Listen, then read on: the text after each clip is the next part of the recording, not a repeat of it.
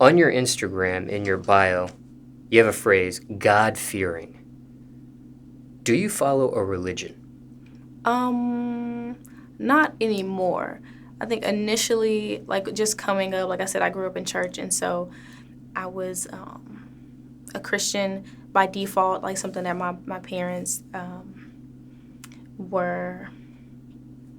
I wouldn't say forcing at all because I really enjoyed the Christian culture, but I kind of took a step back from religion and just kind of wanted to delve into the spiritual, something a little bit more spiritual, like a more spiritual path, a more personal connection with God, because I feel like I was losing touch of, I was losing touch with like who God was for me, and so like I said, growing up in church, it just became about a lot of other things. Like it became wanting to be at the forefront of the church and wanting to look good every time I went to church. You know, it turned into something completely different. And so I had to take a step back and just reevaluate my relationship with God. And so I just kind of, I'm not saying that I'm not Christian at all anymore, but like I said, I just had to take a step back from religion and really separate myself just to figure out what my relationship was with God and strengthen that relationship. Was it a certain denomination under Christianity? Non-denominational. Okay. Well, I meant that you were raised under. I guess technically Baptist. Technically, yeah. And that was both your parents, That was my mom. your mom. Now, at what point, and I don't know if it's an age or a certain grade that you can recollect, did you divert? Are you able I to would pinpoint that? say like October of 2019. So that was a very pivotal time for me. I was getting ready to start. I had just started school. Excuse me.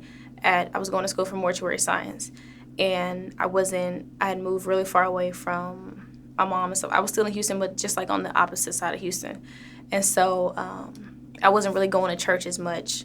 And that gave me a lot of, so it wasn't even really intentional. It just gave me a lot of time to think about and reevaluate. And then, like I said, I was going through things personally. So I just was questioning everything that I knew about everything I had ever learned.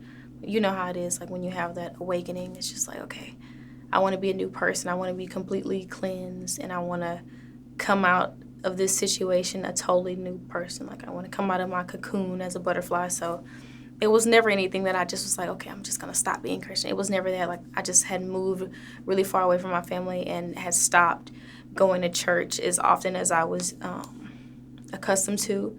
And I had a lot of time to think and just reevaluate. So probably October 2019.